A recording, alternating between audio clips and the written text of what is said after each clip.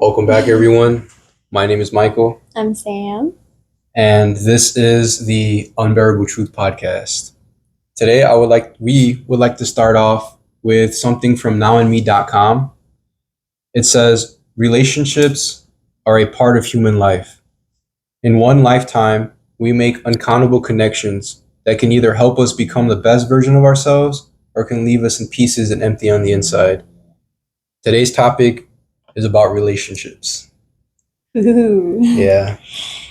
Well, we're just going to get right into it. I mean, you're nervous. He's the nervous one this time. I'm ready.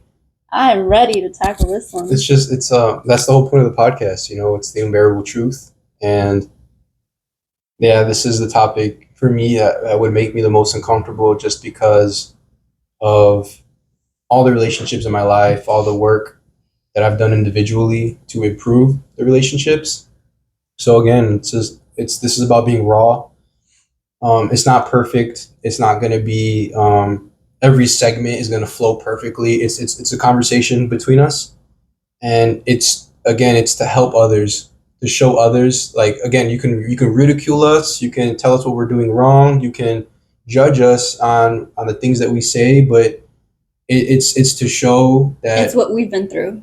This is what we've been through, and it's to show that no, not just that, it's a lot of us are holding trauma or holding our past hostage, so it bleeds into our present and affects our future.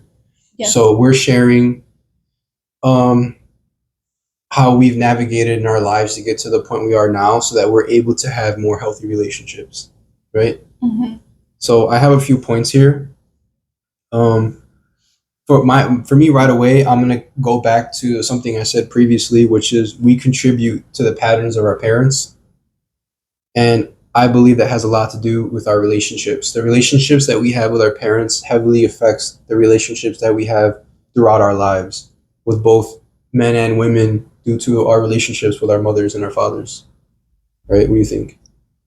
I agree. And like I said before, I feel like we have to cover this, is that we're not blaming our parents for the choices that we've made. It's just, like I told you before we came on here, we were molded since we were little. So, we're going to make those choices and not realize what we're doing sometimes because we've just been molded until we break out of that. Mm-hmm. And we start to realize what we're doing or the choices that we're making. So I do agree, but... And another point I wrote right here is love and respect makes a relationship. So a lot of times it starts externally. When we're children, we're very unaware and we follow suit of what we've seen, of what we're taught. And if there's no love and respect initially with our parents, I feel like eventually that starts to affect us individually. There is no love and respect for ourselves, because I've said this before multiple. I'm not a parent or anything, but I like to do a lot of digging into psychology work, and there's no specific anything to quote. It's just years of research and years of asking myself questions of how I am the way I am, and a lot of that stems from the not having that love and respect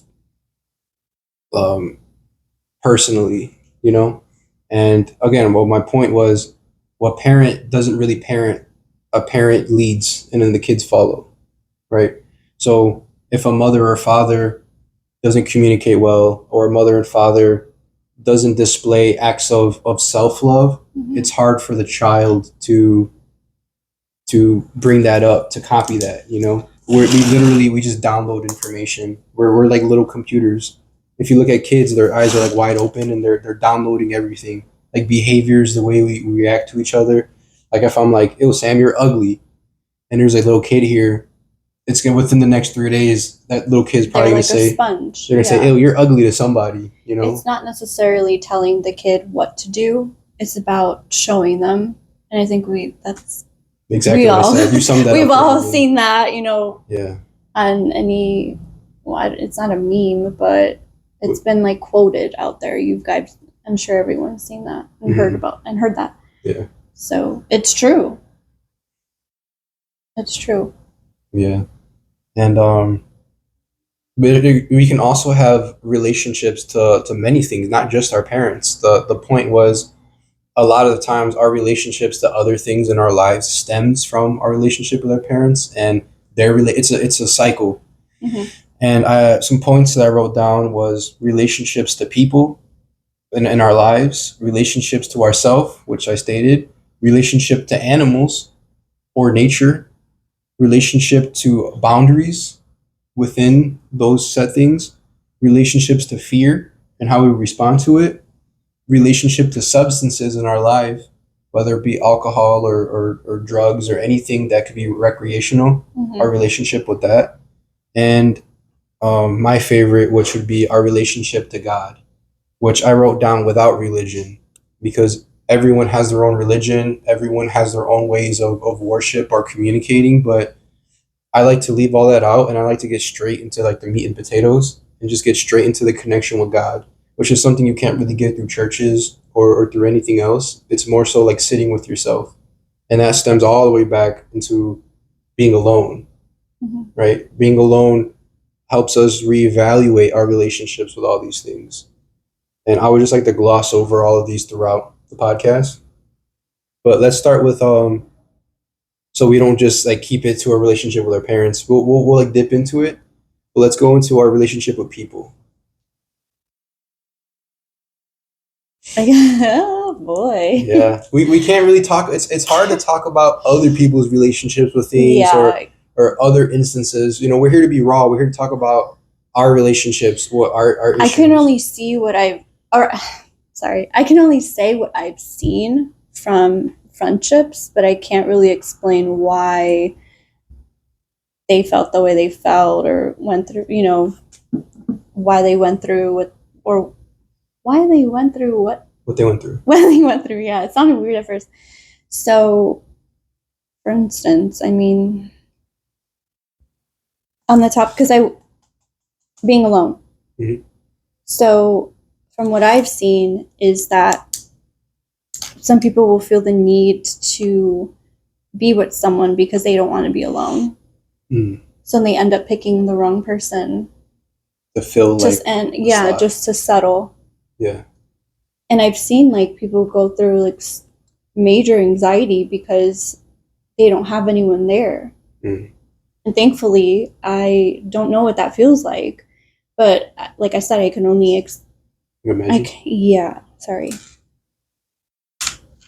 I can only say what I've seen. So I don't know. That's kind of not pointless in a way. It's like they're selling their love to the highest bidder, right? Like whoever has the highest bid or whoever passes or is offering something specific is who they sell their love to.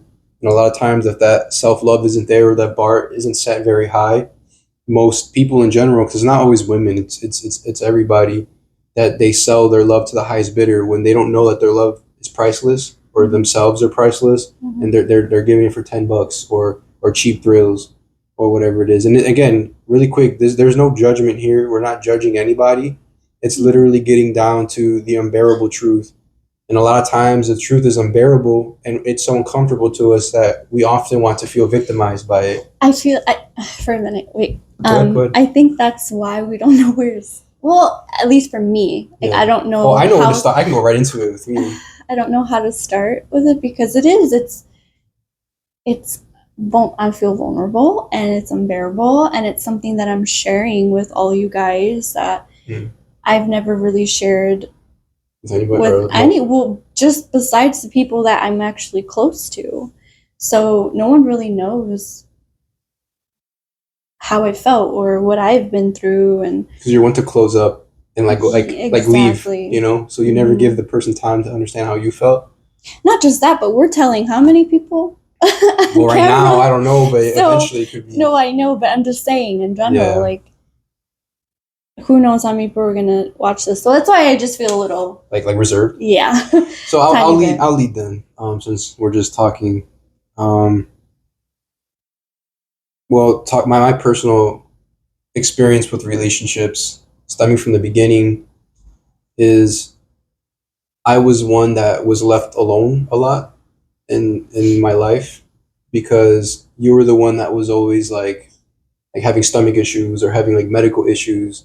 So the attention was always like on you, and I was the one that was like always fine. Mhm. So I was often like isolated, and it caused me to just become very angry and bitter.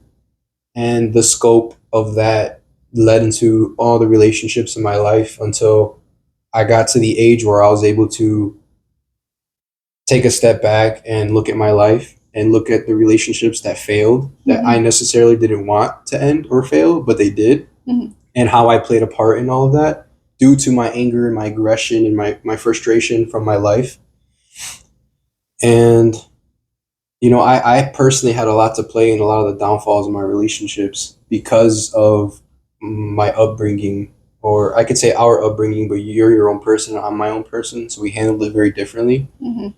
I just got very bitter, very angry, and I blamed um, my family and mom and dad because I often was trying to, I guess, like cry for help, Mhm. but that never really came. So then that also had to play with my relationships as well. Like I felt like I didn't need anybody, like I could do it all on my own. Like I got to this point by myself, so like it was a fear of connection for me. To be completely blunt and honest, there was a fear of connection due to the relationships in That we're lacking. yeah, the beginning aspect of my life. And I lost a lot of people because just of the way I was. um just go like being very transparent again as a male, just very narcissistic, very manipulative, very, what's the word, just trying to hide every aspect of me that I didn't want to be vulnerable, and then capitalizing on you, like your, like that's, I feel like that's kind of like what narcissism is. Like it's on me and like what you can serve for me, Mhm. but kind of hiding my hand and taking advantage of your kindness or your relationship to me, because I lacked empathy. I didn't I my needs weren't met, so I didn't care about your needs. Because it's like when they say, In when, relationships or with yeah, people. in No, no, general, no, no. I didn't, Just to make that clear. yeah, I didn't know how bad I was until, again, almost all my relationships failed due to me. And it's like how they say, when the masks come down or in the plane, like there's Mhm. turbulence. Before you try to put someone's mask on, you have to put your own on, Mhm. right? You have to save yourself before you can look out for other people, and that's exactly what I did. And that led to my isolation, so that I can work on having better relationships with people, or being able to have better relationships with people. And right here, that leads to the relationship with self, right? How we respect ourselves, how we view ourselves, what we're willing to tolerate, and what we aren't. And then our boundaries, our relationship to our boundaries, because I let a lot of negativity in due to just not wanting to be alone. I let a lot of people in my life, no judgment at all. I don't want to keep talking and rambling, but I'm trying to flow with it. Mhm. I feel like everything happens for a reason. Even the negative relationships and the positive relationships, the ones that fail and the ones that succeed, they all have a part to play in our lives of what there is to learn and what there is to improve on. Because if certain relationships didn't fail in my life, I would never be like the man I am today or the person I am today. Because I some people need a reality check. If those Mhm. relationships didn't fail, I would have had to look inward. And what helped you want to change that? Um, Again, I can't talk about anyone else. In the beginning, people thought it was me being like selfish, Mhm. but I really became aware or conscious that I was hurting people. Um, that I was the negativity, that it was stemming from me, and I was making the vibes bad or wrong, or making people uncomfortable, or that I became that thing that hurt me. I was starting to do that to other people, and I didn't like that. And especially, there was a relationship a very long relationship that I was in, that I noticed that I was harming this person, and I didn't sit with it. I didn't like that. And that pushed me to want to grow and be better, because how could I ever expect to have like any relationships if I can't treat them well? You know, I was blessed to have great people come into my life, but what is that when you can't even treat them with kindness and respect? You know, now I try to treat everyone with kindness and respect because I learned from my mistakes, but being lonely just isn't it. You know, working on yourself and tackling those unbearable truths within ourselves beats being alone, you know? So everything comes full circle. So when I get to that point again, where knock on wood, I do have now, but I continue to attract genuine people into my life who love and care for me, I'm gonna treat them right because I know what it's like to not do that, you know? And even with you, like our relationship improved a lot. Like there was some times where we didn't talk for like a year or X amount of time, whatever, long time, and that's not normal. It's not healthy. You know, you're my sister. We should, especially with family and siblings. It's yeah. not, And you should be tight. it's just, people these days, again, not no judgment or not saying anything. I'm just calling out how I think it's unhealthy. Is how quick people are saying like, oh, like screw them, or like screw my family, or like they did me wrong, screw them. I I understand how that can come from a place of hurt and nothing is justified. But at the same time, that's all we have. And if that's something that can't be fixed, working on ourselves so what comes from us is better than what we came from is better. And it is hard because I'm sure some people will be like, okay, well, this person's this way and, you know, whatever. And it's hard to even get through them. And that's why I stay away. But this is why we work on things. We can't expect things to change right away. It takes time. We have to be patient with it. Like, it's not going to happen, like overnight. I said, overnight. Relationships take time. And that, again, that it's because relationships stem from us. You know, without us, there is no relationship. Relationship literally is a connection between people or like groups or things, you know. Without you, there is no connection and there is no relationship. So, you know, that really, I guess, shines a light on people onto what are your personal behaviors for the reason why relate. Because if you're a great person and you, let's say you were born that way or you worked your way to be a great person, people aren't going to want to leave you alone. You know, people are going to always want to be attracted to you, always want your attention to talk to you because you're just good energy, you're good people, right? But if it's the opposite, people aren't going to want to give you the time of day because you're draining to be around, right? Like, life's hard enough already, but being around draining people makes it even harder. I think what also helps, or what will help with fixing our relationships, is not playing the victim all the time. It's huge. And really realizing what's going on. Because, like we said before, it's not just one person, it's both. Things are happening for a reason. And it's on both sides. Like, you know, like either you're causing it and that's why you're getting the reaction as to what's happening to you or in whatever the circle. Lost my train of thought. It's okay. It happens. Or either vice versa. So it's never just on one person. I agree. That's very true. And I think that's why a lot of mine failed too, is because I always played victim. And this is more for like relationships, like dating wise, and communication, thinking that it was just always them and it wasn't ever my fault. Like I never saw what I was doing wrong. Like accountability. Exactly. And I never realized that till later, like now, I guess. So what helped me, I'm trying to think, a lot, like being closer to God for one, and praying about it, and helping myself by reading more health books and like different perspectives. Exactly. Trying to change my mindset also helped me realize the things that I was doing wrong. Hmm.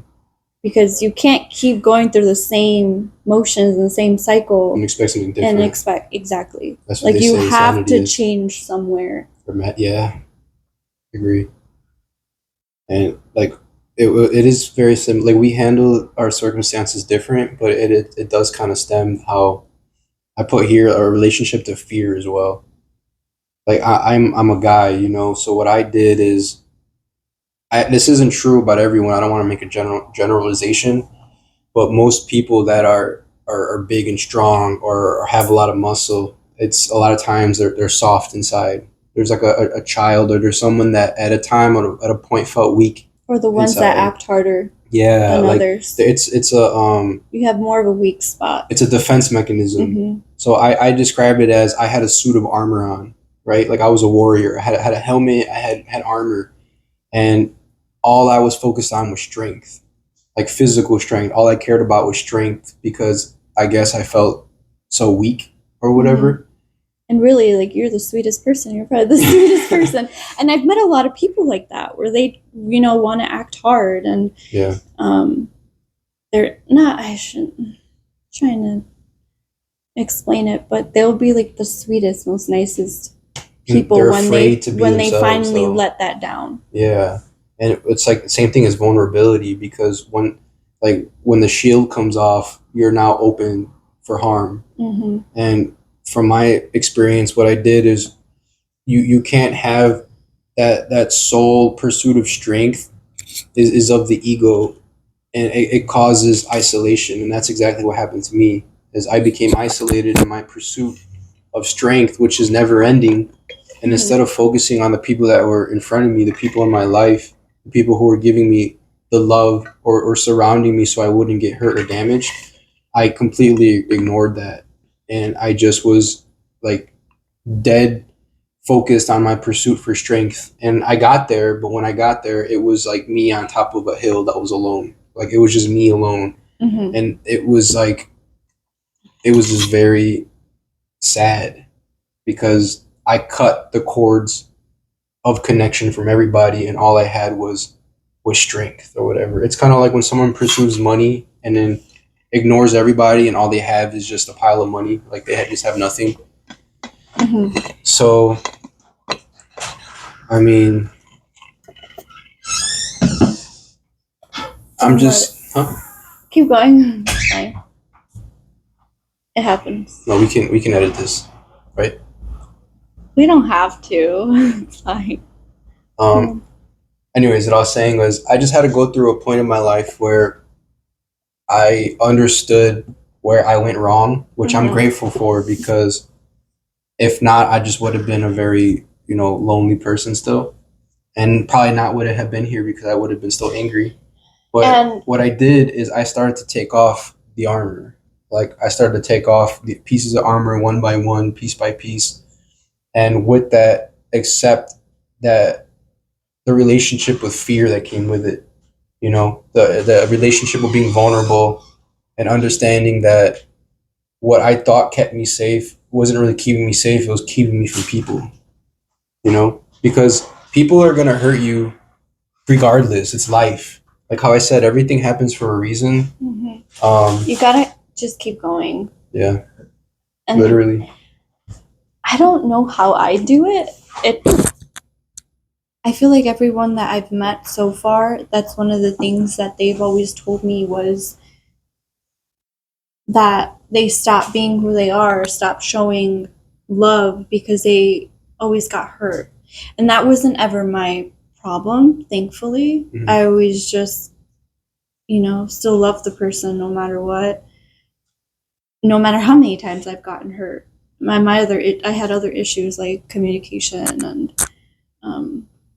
mostly communication. Mhm. So I'm trying to think like how that.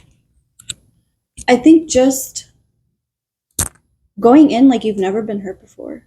Mhm. Because, and also why, when you meet someone new and you're not, you close that, you're not showing them who you really are, who you want to be. Like, and they don't know that part of you. Mhm. And then sometimes it makes the other person feel like they're not worth it.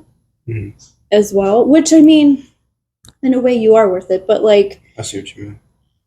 Do you understand what I'm saying? Yeah, because they feel like you don't care enough. But in reality, you're just. It's easier not to communicate, and it's easier not to be vulnerable because. And again, but if you communicate why, if that person communicates why they do that, then those feelings will go away of feeling like, oh, that person doesn't love me, or that person, whatever, I'm not worth it. Yeah. That's why communication is so important. It's key. That's what it really is true. Relationship is key. Communication is key.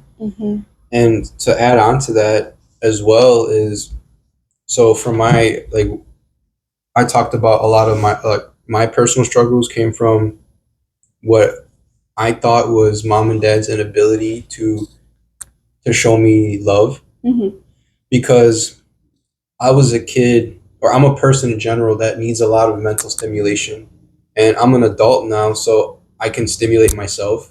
Like, I can give myself what I need, but as a kid, we rely on our parents to receive that, and they weren't like that, so they didn't understand that they needed to keep me mentally stimulated. And on top of that, I was often alone, so I was just alone with my own thoughts. I was alone with myself, and a lot of times we upset ourselves or we victimize ourselves because we expect people, sometimes our family, sometimes significant others, sometimes friends, to love us a certain way that we want to be loved, like our love language, for example.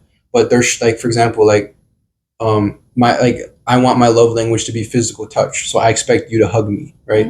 But your love language is food, is cooking. So that's where it gets tricky. Exactly. So I think you don't love me because you never hug me, but you're always cooking for me. So you're loving me in your way, but I'm oblivious to that. So therefore, what do? I probably end up pushing you away, or I become a victim, or angry, or bitter, or whatever. Or these days, I go and find someone else to give that love language to me and ruin that relationship.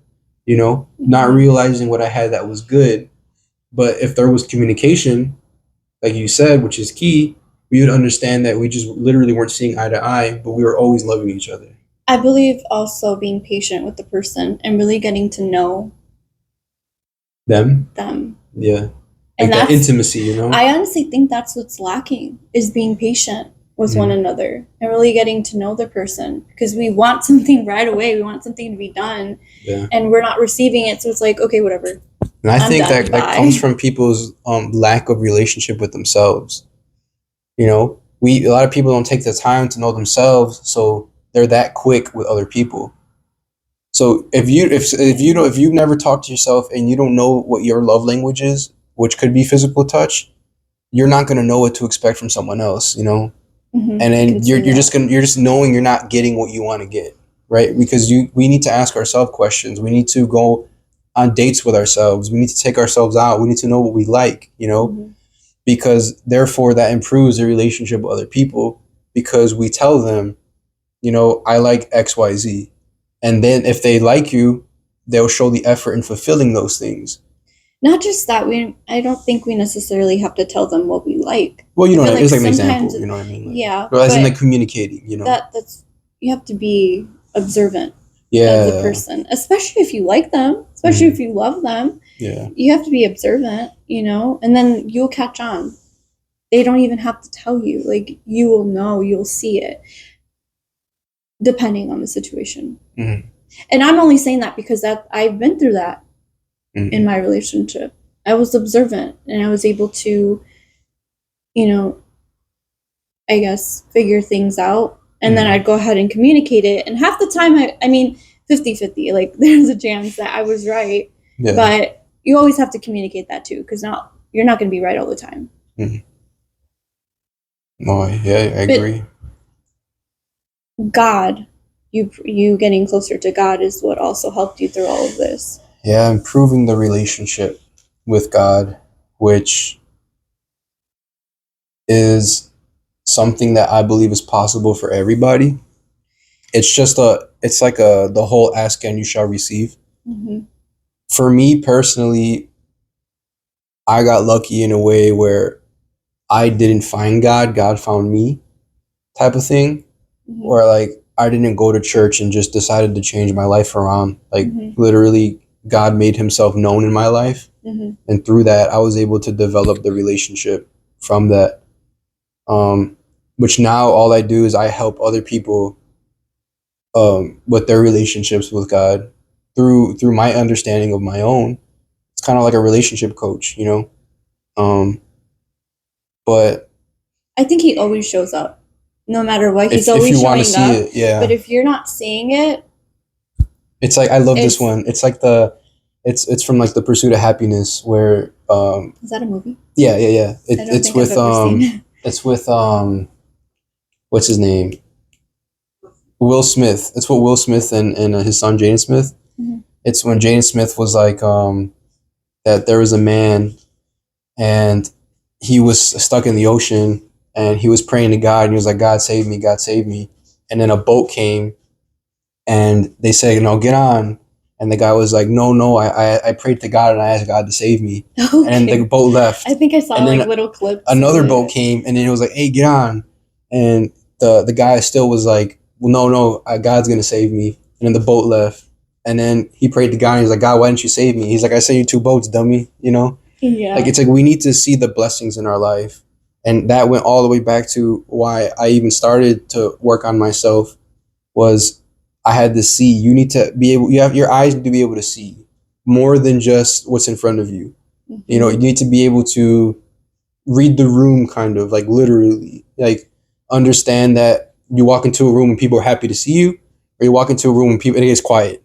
You know, it's like you need to read the room and understand what rooms you belong in, what rooms light up when you walk in, what rooms, you know, like dim down, and you need to walk into the rooms that are for you.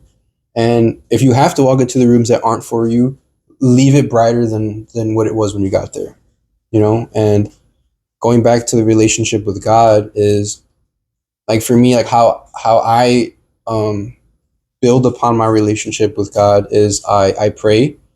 I'm thankful for literally everything in my life. Like every plate of food that I eat, I'm thankful for it. And I just close my eyes and I say thank you. To get back to that, it was actually, I felt a lot more when we would do that. Remember? Yeah. It was when we were the year we went to Mexico. We were like praying for our drink. We were praying for our food. And I just felt so much more connected. I mean, you do what's best for you. Like, you don't have to do what we're saying. Yeah. We're just talking about what works for us. But oh yeah. And just for the people who would like to establish their relationships with God, is what helped me is I started reading the Bible. Again, going back was just being thankful for literally everything, for waking up, for the food that I eat, for the people in my life, just the little tiny things. I express my gratitude because I like to read, and I often read that gratitude is the language of God. You know, being thankful for anything, because I literally could not have had that meal. I literally could not have waking up. You know. Yeah, you can even be thankful for the bad things. Literally, what lessons you learned. Exactly. You know? Just because it was bad, maybe a negative situation, bring it in more. Think about it in more of a positive aspect. Just because it was, something bad that happened. What did you learn from it? How did it make you feel? Like, what can you do to change whatever happened? It was very sticky for me for a while. Like, I didn't feel close to him, and that is a thing where you don't feel close to him. Like, how do I talk to him? It feels uncomfortable because it's something, I guess he's not physically here. So maybe this is how I felt. I'm like, who am I, talking? I mean, I prayed since I was little, but actually talking and telling him my stories and gratitude, it felt weird at first. Yeah. But I think the more you do it, the more you get comfortable, and you it's just easier, like everything, yeah. It's what's crazy is it's my way of thinking, or my theory is God, that we call him our father, right? And a lot of times, if people don't have positive relationships with their dads, literally their dads, it's really hard for them to reach out to God, which is like their father, you know? If you have daddy issues, it's a little hard to reach out to your father, you know? But another thing is I'm a firm believer that everything happens for a reason. And you have to think that way. You can't think that way for one thing and not think that way for everything. You know, like I say everything happens for a reason, and then something bad happens and I say, what reason did this happen to? There was a reason for it, you know? And I lost my train of thought now. I know. Because that's what happened. my dog's like walking around and I'm trying to ignore her walking around. That's how I felt. Yeah, and like I'm like when the motorcycle went by and I was scratching my cheek, I'm like, what the heck? It literally just went away in seconds. That's so probably funny. Really bad, but yeah, my attention span is. Mine's usually good, but I just hear clicking and clacking on the floor. It was like really quiet, and I just hear walking. But I'm trying to see. So like I actually have relationship to animals down as well. There you go. Because it was meant for her to. Yeah, right. She was like talk about animals.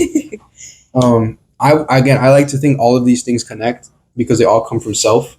Mm-hmm. Relationship to animals or nature in general is because we are nature. We are animals.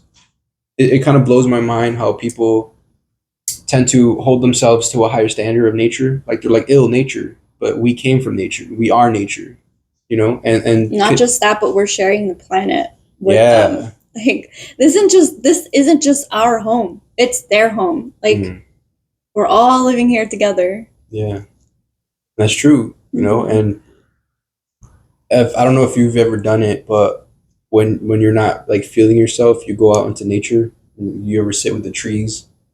Or did that before? No, I've hugged trees. Yeah. That's what I mean. It's like not getting the energy from the trees. It's a real thing. Like I will walk on the grass barefoot. The grounding? Mm-hmm. Yeah. That's my favorite. And that's what I mean by relationship with animals and nature is we literally we were made to connect with these things. We were made to connect in general. And on the last podcast, I said that technology has pulled us further away from connecting, and it was made for connection. And it's because most people would, if they don't feel good, they'll put something on their phones that would make them feel good. They'll put something to see that'll make them feel good to get a certain emotion. But nature is the best medicine, because if you're feeling uneasy, you go in water, you take a shower, and it cleanses you. You ever felt better after taking a shower? Like you just feel fresh. Oh my god! It's a real thing. Like these are spiritual aspects, you know, of nature, and it's our relationship. So calming. With them. And it's funny because dogs feel the same way, especially when you take them grooming. Like, do you see their walks most of the time? They're like especially Sadie. Like, she's little princess. Yeah, it's so funny, but they feel that ick. Like they feel, you know, what it's like to feel clean and. Which is relationship to self. Exactly. You know, it's universal. Like it goes. Everything just. Yeah, it's a language that is all around. And once we learn to speak that language, we really there's a quote by one of my favorite philosophers, Miyamoto Musashi, which is you see the way in one thing and you see the way in all things. Like he was like an old samurai, which is like for me is I seen the way through being an athlete. It's like sports and connecting with my mind and my body and my spirit through activity. And through that one thing, I was able to see that in all things. And whatever it is that your specific lane is, that's what it is. Whether it's training, whether it's helping people, whether it's being constructive, those are all relationships to certain things. And that, so to bring it full circle is finding the relationship within yourself allows you to find the relationship in almost everything. I agree. So that's when you find the way in one thing, you find the way in all things. So it's really, really, I think, my opinion, it's really, really important, if not really, really important, that we put our focus on our wants and our needs and our attention. If If it becomes distorted and corrupted, then it starts to harm us. It becomes poison, right? So, for example, like physical stimulation. If my partner isn't keeping me physically stimulated, going out and finding that from someone else is becomes poison. It starts to damage that relationship. That's my opinion. Things they're different these days. I'm not here to judge anybody, but that's my viewpoint on it. So it keeps popping in my head because we were talking about nature, like the eclipse. Yeah. You know how like everyone was with the glasses and stuff. Mhm. I felt weird about it. That's why I didn't want to put the glasses on. If you noticed Did you look into the sun? But I did it like for a second. I did too. Did it for a second or two with the glasses. I went outside and I did it with mom, and then after that I just felt weird. I was like, I don't think I should be doing this again. And I came inside and my eyes were just like, I don't know, they're not twitching, but I don't even know how to explain it. What do you think that, like, how do you tie that to like relationship? Wait, I'm trying to get there. I'm sorry. I was trying to alley-oop you. I'm trying to get there. Okay. So, see, I lost my train of thought. Thank you very much. You're welcome. My eyes just felt weird. Okay. And when I had left and I went home, I was like, you know what? I'm going to stay outside. And I started realizing that the animals, especially like the birds, they were lower to the ground. And the way they were reacting with each other was different. The way they were like just in the trees and not isolating themselves, because there was like groups of them just in the trees. And you would only see like one or two flying. And the hawks, I've never seen a hawk so close up. Mm-hmm. They're huge. And when I was driving, I remember seeing it so close, like to the ground, flying. I'm like, what is going on? And I try not to stay on social media because there are all these like horror videos, like, oh my god, all the birds are dead and like all this stuff. So I'm like, yeah, no thanks. So I just stayed off social media, but that's what I was doing with nature. I was trying to figure out why they were doing it and like their relationship, what was going on. Because we're putting on these glasses, looking at the eclipse, and really we would have never known like what was actually happening around us with nature. Wow, that's kind of crazy. So that's a good point. I'm glad that I did that because it could have been, my thought was that it was so hot for them to be that high up. So that's why they came back down, like lower to the ground. But it was just really interesting to see the animals, how they, being observational. Exactly. Right? And I actually like that you said that, because for us as people, if we don't know what a good relationship is, it helps a lot to be like to observe a good relationship, so we know where the successful points are, so we can, it's like being a kid again, like watching it, being a sponge and adapting, so that we can now apply those parts that lead to a good relationship to our own. Like I used to get, again, I was at a point where I would get really jealous or envious because of people's ability to have good relationships, until I literally just did the work so that I can have my own. Yeah, that's what helped me too. Because I realized that if I didn't work on my communication, I knew that I was going to keep going through the same cycle. Going back to like dating. That's what helped me also change. It's like if I don't work on it with this person, then it's going to happen with the next one and the next one. The cycle continues. On and on and on. And that's honestly so draining. Yeah. Not just for you, but for the person as well. Yeah. And I didn't realize that before, though. Like again, like you said, it's the looking at the other person's feelings and stuff, and not just your own and falling back, Exactly. It takes two to dance, right? You could dance by yourself, obviously, but, with a relationship. And with friendships, too. Yeah. I don't think I was always... I don't think, but I wasn't the greatest person, I'm sure. I don't feel like... I mean, I'm sure I've I have done some things that I'm not proud of doing. So working on, my friendships, and I think for me it just stems with communicating, because I would do things and, make myself look more like a jerk. Yeah. And also I was going through my own problems, and they probably didn't understand why I was doing those things either. So it's a whole mess. But yeah, that's a part of life, us going through those things. It's a journey for a reason. Just I hope we were able to shed some light on different kind of relationships and why they're important, and a little bit about ourselves, and how we didn't always have good relationships, even with each other and with other people, our own family. But again, that's what life is all about, and being grateful that we have the time currently.